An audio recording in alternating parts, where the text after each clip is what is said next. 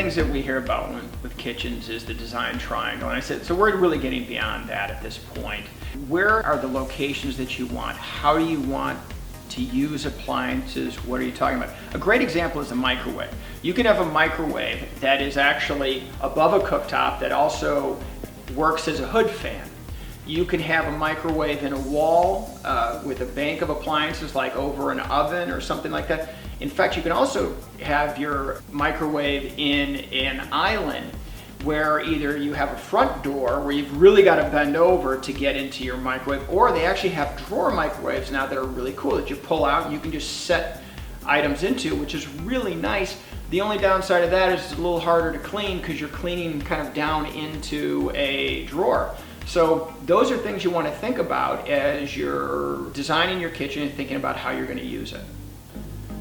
Because islands are becoming so important, some people talk about wanting to have maybe a sink in an island, or do you have a sink in an outside wall? What I always recommend is this: put the sink where you feel you're going to have the most ease of use and it's going to be the least intrusive. But some people say, hey, I want to have my sink in my island because that's where I'm looking out into the great room or space like that. What I always say, if you're going to do that, go with a 4-foot deep island so that the space behind the island, behind the sink, on the back side becomes really usable, because the sink will take up 18 to 24 inches, and if you just have a 36-inch deep island, you'll only end up with 12 inches behind your sink, which isn't really enough space to have like a place to sit and eat and that kind of thing. Wherever you place your sink is you want to have a view out. You don't want to have an abrupt situation with cabinets. So if you've got your sink in your island, that's great. You've got open space. However, if you've got a sink on an outside wall, I always recommend putting a nice window in there. Sometimes people are putting cabinets beside on the outside wall, and then sometimes you have opportunities for shelving, which is really cool, which it opens the space up even more. In addition to even that is, what kind of window do you have above your sink? I always recommend it's easier to have a crank out window rather than a window that you actually have to reach over and raise by hand. It's just easier to operate, less strength, and much more usable. One of the things also with a sink that you want to think about is your high traffic areas is where's your sink, where's your dishwasher, where's your stove. You don't want them up on top of each other. And it's actually kind of funny, about 10, 15 years ago, people were having kind of three-sided islands, and they were putting the sink in kind of the center quarter of the island. In fact, that's what I have. And the problem is that only one person can use the sink if the sink is on an inside corner.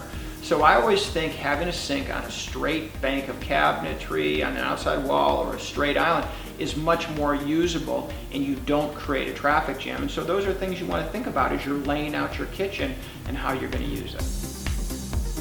Storage and cabinetry and pantries is always really important. As you're laying out your cabinets, you're thinking about where your plates, your pans, and also a lot of your dry goods are going.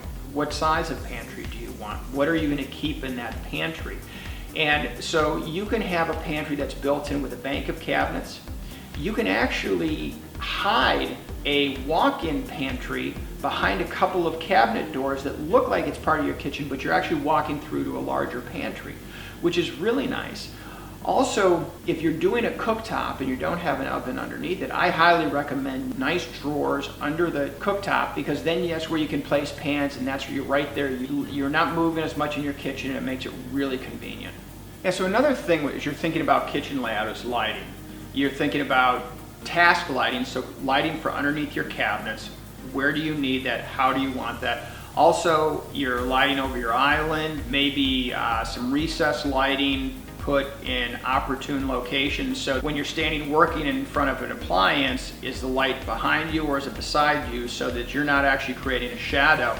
And so those are things you want to think about as you're planning lighting for your kitchen to make your work environment better, and also to make the general feel of the space nicer.